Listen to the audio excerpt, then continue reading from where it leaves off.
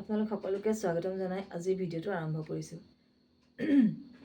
আজিৰ ভিডিঅ'টোৰ উদ্দেশ্য হৈছে এই যে টংলাৰ কাহিনীটো, ইমান ডাঙৰ ঘটনা টংলাত বৰ্তমান সেই কাহিনীক লৈ চৰ্চা চলি আছে।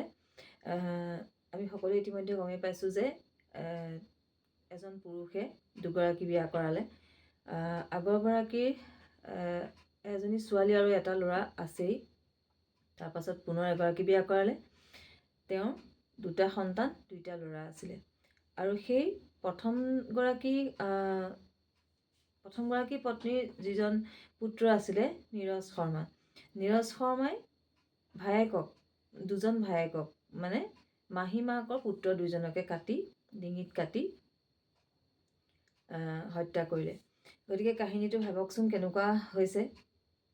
কেনেকুৱা যে হৈছে, হাঁহ পাৰ মাৰিবলৈকে আমি এতিয়াও ভয় কৰোঁ। গতিকে এইবিলাকতো হৈয়ে থাকিবলৈ লৈছে, কিন্তু এইটো অকণমান বেলেগ ধৰণৰ। কিয়? এই যে নীৰজ শৰ্মা, তেওঁ বেছি বয়সৰ ল'ৰাও নহয়, ডিগ্ৰী ফাৰ্ষ্ট ছেম বুলি কৈছে, হয় ফটোখনত দেখিলেও গম পায়।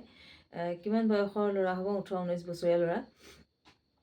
গতিকে আৰু ষষ্ঠ সপ্তম শ্ৰেণীৰ সম্ভৱ দুই ভাতৃ, যিকেইজনক ডিঙি কাটি হত্যা কৰিলে।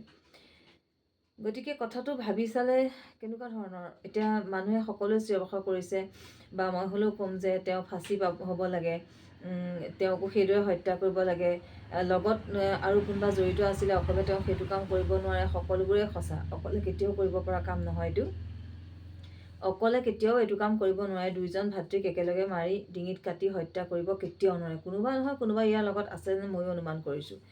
আৰু সেই মামীয়েক মোমায়েকৰ ঘৰখনতেই সকলো উদ্ধাৰ কৰিছে বুলি কৈছে। তেজৰ দাগ, কি বস্তু খুকুৰি লৈ গৈছিলে, কাপোৰ কানিলৈকে, আৰু মোমায়েকৰে বাইকো লৈ গৈছিলে বুলি কৈছে।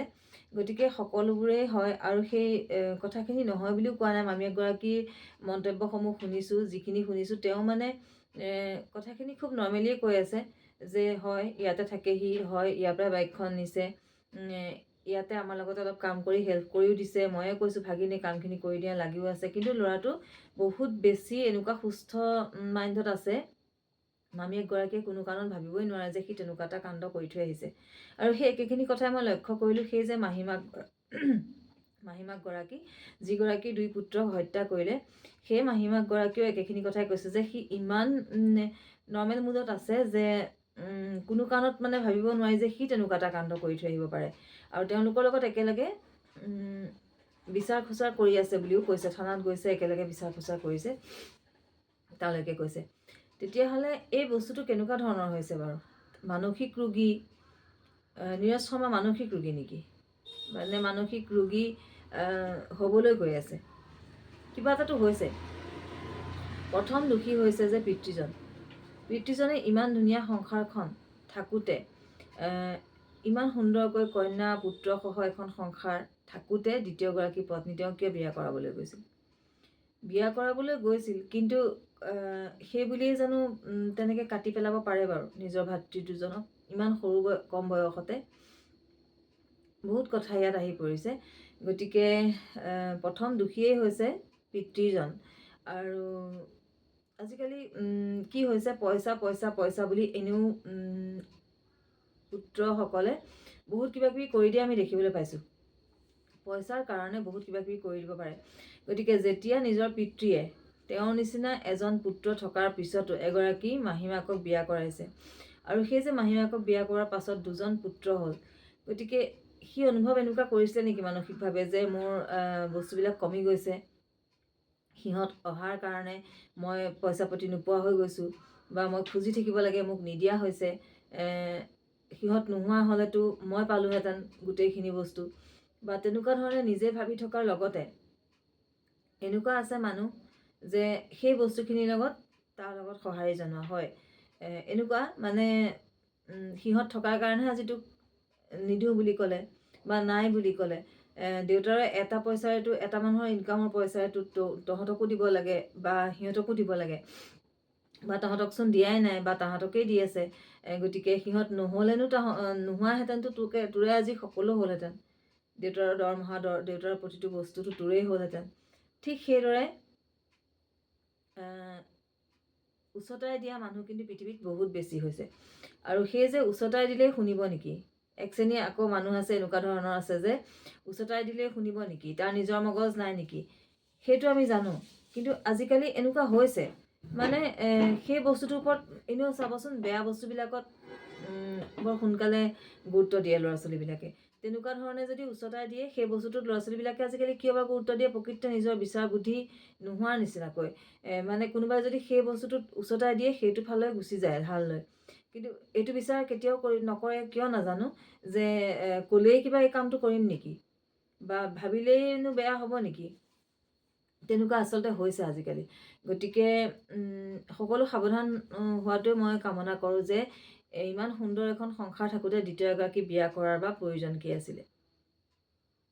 আৰু পিতৃ গাতে দুখ বুলি যদিও তেওঁ জানে, পিতৃয়ে দুগৰাকী বিয়া কৰাইছিলে, সেইবাবেই দুটা ভায়েক তেওঁৰ হ'ল, কিন্তু ইমান যে সৰু মগজটো, বয়স যে হোৱা নাই, তেওঁৰ মগজে হয়তো সিমানখিনি ঢুকি পোৱা নাই যে পিতৃ গাত দুখ, গতিকে পিতৃক কিবা এটা কৰোঁ। তেওঁৰ মগজে এইটোৱে ঢুকি পাইছে, তহঁত দুটা থকাৰ কাৰণে তহঁতক মৰম কৰিছে, তহঁত দুটা থকাৰ কাৰণে তহঁতৰ লগত খৰচ কৰিছে, তহঁতি নহ'লে কাক কৰিব, তহঁতক নোহোৱাই কৰি পেলাওঁ, তেতিয়াতো তহঁতক কৰিব লগা নাথাকে। তাৰ হয়তো সেই সৰু মগজটোৱে সিমানখিনিয়েহে ঢুকি পাইছে। গতিকে মই সিমানখিনিয়ে পাইছোঁ বুজি। গতিকে ডাঙৰ আমাৰ বহুত ভুল আছে, যিহেতু কৈছোঁৱেই যে পুত্ৰ কন্যা থকাৰ স্বত্বেও পত্নীগৰাকী জীৱিত আছে, সুস্থ, তাৰ পাছত আকৌ এগৰাকী বা তেওঁ বিয়া কৰাবলৈ কিয় গৈছিলে। তেতিয়াই জানিব লাগিব যে দুগৰাকী বিয়া কৰাব কিয় লাগে। নালাগে যে আচলতে কাৰণটো সেইটোৱেই, যে দুগৰাকী বিয়া কৰাৰ পাছত দ্বিতীয়গৰাকীৰ সন্তান হ'ব, সন্তান হোৱাৰ পাছত পৰ্যায় বা কি হ'ব, সেই বস্তুবোৰ আচলতে আগতেই জানিব লাগিব। এইটো নহয় যে মই খুৱাব পাৰিছোঁ, পিন্ধাব পাৰিছোঁ, মই বিয়া কৰাইছোঁ, দুগৰাকী নালাগে যেনিবা তিনিগৰাকী বিয়া কৰাম, সেইটো কথা নহয়। সেইটো কথা তুমি খুৱাব পাৰিবা, পিন্ধাব পাৰিবা, হয়, কিন্তু আজি এই পৰিস্থিতিটোতো নহ'লেহেঁতেন, হ'লহেঁতেন জানো? আজি সেই এগৰাকী মাতৃ বুকু উদং নহ'লেহেঁতেন। আৰু তেওঁৰ গাতো দুখ নোহোৱা নহয়, এগৰাকী পত্নী থকাৰ পিছত পুত্ৰ কন্যা সহ সেই সংসাৰখনলৈ তেওঁ বিয়া হৈ আহিব বা কিয় লাগিছিল, নহয়নে বাৰু? আপোনালোকে নিজে কথাবিলাক ভাবি চাব। আমি প্ৰতিটোতে জগৰীয়া, আমি ডাঙৰবিলাকেই। কোনোবাই বিয়া প্ৰস্তাৱ দিলে বুলিয়ে তেওঁ বা কিয় মানি লৈছিলে, তেওঁ এগৰাকী পত্নী আছে আৰু কন্যা সন্তান সকলো আছে, থকাৰ পাছত তেওঁ সেই সংসাৰখনত বিয়া কৰাবলৈ বিচাৰিলেইনো, পুৰুষজনে বিয়া কৰাবলৈ বিচাৰিলেইনো বিয়া কিয় হ'ব লাগে। আৰু সেই যে আঘাত, প্ৰথমগৰাকী পত্নীৰ সেই যে পিতৃক কাহিনীয়াৰ নিচিনা এটা মনত আঘাত, তেওঁলোকৰ পুত্ৰ কন্যাৰ আঘাত, সেইখিনি আঘাত আজি তেওঁক দিলে। মানে তেওঁক এনেকুৱা কৰি পেলালে যে তই অহাৰ কাৰণেহে আমি এইখিনি বস্তু নোপোৱা হ'লোঁ দেউতাৰ পৰা। পইচা পাতি হয়তো তেওঁলোকে ভাবে যে পইচা পাতি আমাক নিদিয়া হ'ল, কিমান কি দিয়ে, কিমান কি নকৰে, সেইখিনিতো আমি নাজানো বাহিৰৰ মানুহে। কিন্তু মই মানে উদাহৰণটো দিবলৈ গৈছোঁ যে পইচা পাতিৰ ক্ষেত্ৰতে হয়তো সিহঁতক দিয়াটো সি দেখিব নোৱাৰে, সিহঁতক খৰচ কৰা, মুঠৰ ওপৰত এইটোৱে কথা যে তেওঁ বিয়া কৰালে কাৰণে দ্বিতীয়গৰাকী পত্নী আহিলে, দ্বিতীয়গৰাকী পত্নী অহাৰ কাৰণে আৰু এখন সংসাৰ চলাব লগা হ'ল, আৰু তাৰ পাছতে দুজন পুত্ৰ হ'ল, আৰু সেই পুত্ৰ দুজনকো পঢ়োৱা, শুনোৱা, পিন্ধোৱা, খোৱা সকলো তেওঁ খৰচ কৰিব লগা হ'ল। এতিয়া প্ৰথম পত্নীৰ যিজন পুত্ৰ আছিলে, তেওঁলোকৰ হয়তো ঘৰখনৰেই হওক, তেওঁৰেই হওক, মগজত বাহিৰৰ পৰাই হওক, যিকোনো প্ৰকাৰে মগজটো তেনেকুৱা ধৰণে সোমাইছে বস্তুটো। এইখিনি হ'ল কাৰণে আজি মই এইটো বস্তু বিচৰা মতে পোৱা নাই, এইখিনি ইহঁতি থকাৰ কাৰণে আজি মই এইটো কাম কৰিব পৰা নাই, আজি মোক দেউতাই নাই বুলি কৈছে, বা মই অভাৱত পৰিছোঁ, এনেকুৱা কিছুমান সি অনুভৱ কৰি তাৰ মানসিকভাৱে সি নিজকে বেলেগ ধৰণৰ বনাই পেলালে। তেনেকুৱা আচলতে হ'ব পাৰে। সেইটো মই এইটো ক'বলৈ যোৱা নাই যে সি ভাল কাম কৰিছে, কিন্তু সেই ডাঙৰৰ দোষৰ কাৰণে আজি সেই ভুলটো হ'বলৈ পালে। কাৰ সন্তানৰ মগজত কেতিয়া এই বয়সত কেনেকুৱা কি খেলাব পাৰে, সেইখিনি সময়ত কি কাৰণে তাৰ ব্ৰেইনটোত খেলাইছে, কোনে বা তাক ব্ৰেইন ৱাছ দি থাকে, কেনেকুৱা ধৰণৰ কথাৰ মাজত বা সি সোমাই থাকে, তাক বা সাহস দিয়া মানুহ কোন, তাৰ লগত বা সেইদিনাখন জড়িত কোন আছিলে, আমি একো নাজানো। গতিকে বহুত কিবা কিবি হ'ব পাৰে। গতিকে সেই যদি দুখটো নকৰিলেহেঁতেন, দেউতাকে যদি সেই কাৰবাৰটো নকৰিলেহেঁতেন, দ্বিতীয় বিবাহ, আকৌ দুজন পুত্ৰ জন্ম, আকৌ সিহঁতৰ লগত খৰচ কৰা ব্যৱস্থাখিনি নকৰিলেহেঁতেন, তেতিয়া সেই প্ৰথম পুত্ৰজনে ডাঙৰজনে নীৰজ শৰ্মাই এইখিনি সুবিধা হয়তো নাপালেহেঁতেন, আৰু দ্বিতীয়জন নীৰজে এইখিনি আকৌ দেখিবলৈ নাপালেহেঁতেন যে ভৱিষ্যত আমিও এনেকুৱা কাম কৰিব পাৰিম, বা এনেকুৱা দেখোন কৰিছে, বা এনেকুৱা দেখোন হৈছে। গতিকে সেই ডাঙৰৰে ভুল হয়নে নহয়? সেই পিতৃজনে এবাৰ বিয়া কৰালে, এহাল ল'ৰা ছোৱালী হ'ল, ডাঙৰ হ'ল, তাৰ পাছত তেওঁ আকৌ এগৰাকী বিয়া কৰাৰ কাৰণেই বা কি, নহয়নে? আৰু সেই পত্নীগৰাকী দ্বিতীয় পত্নীগৰাকী বিয়া হৈ অহাৰ কাৰণ বা কি? তেওঁ জনা নাছিল নেকি আগতে যে বিয়া কৰোৱা মানুহ তেওঁ? সেই বস্তুখিনিতে সম্পূৰ্ণ জড়িত নহয়নে? সেইখিনি নোহোৱা হ'লে আজি এই ঘটনাটো হ'বলৈ নাপায়, আৰু সেই মাতৃগৰাকীৰ বুকু উদং নহয়, পিতৃয়ে দুটা চিতাত জুই দিব লগা নহয়, আৰু নীৰজৰ ডিঙিত ইমান ডাঙৰ এটা কলংক, উঠি অহা এটা ল'ৰাৰ কলংক সি সানিবলৈ নাপায়, হয়নে নহয় বাৰু? গতিকে বস্তুবোৰ কিনো আৰু নিজে নিজে আমি জনা কথা। আমাৰ সিমানকণ জ্ঞান আচলতে এতিয়া নোহোৱা কথা নাথাকে। আমাৰ দেখিছোঁ যে ইমান ডাঙৰ ডাঙৰ ঘটনাসমূহ হৈ থকাৰ পাছত আকৌ যে কোনোবাই এই ভুলটো যদি কৰে, আকৌ হয়তো নিশ্চয় সেই ঘৰখনত যে এনেকুৱা ঘটনা এটা নহ'ব, তেনেকুৱা কোনো কাৰণ নাই। কি কাৰণে হৈছে, কোনে শিকাই দিছে, কোন জড়িত আছে, সেইটো কথা নহয়। প্ৰথম কথাটোৱে ষ্টেপটোৱে হৈছে যে আমি ভুল এটা ষ্টেপ লৈছোঁ, মানে আমি এটা ভুল ষ্টেপ লৈছোঁ কোনো কাৰণ নোহোৱাকৈ।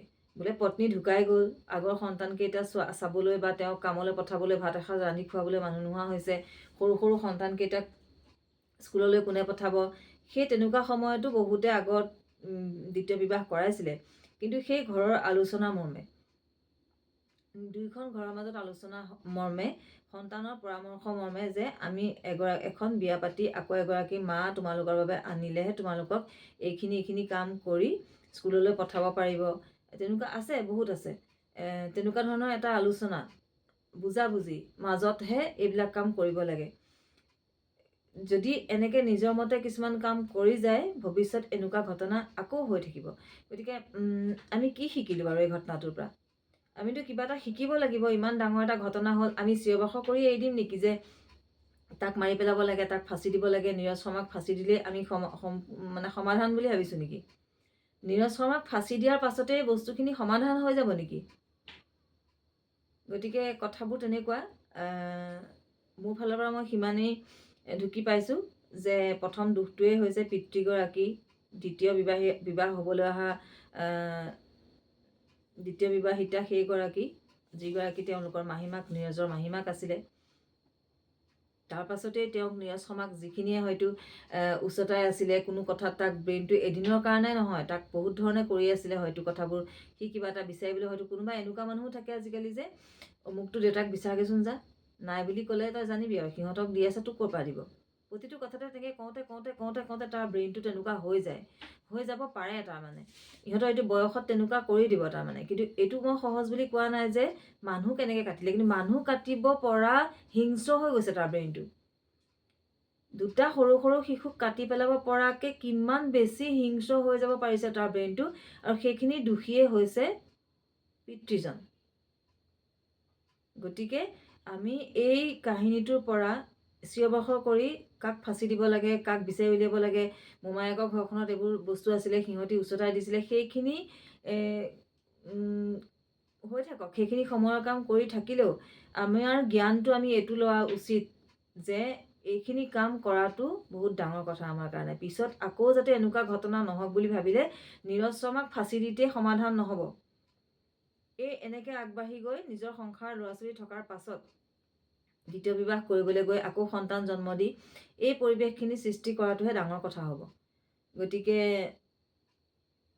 কথাখিনি শুনি দেখি বেয়া লাগিছে। গতিকে ভিডিঅ'টো সেইবাবে অকণ আজি এইদৰে প্ৰস্তুত কৰিলোঁ।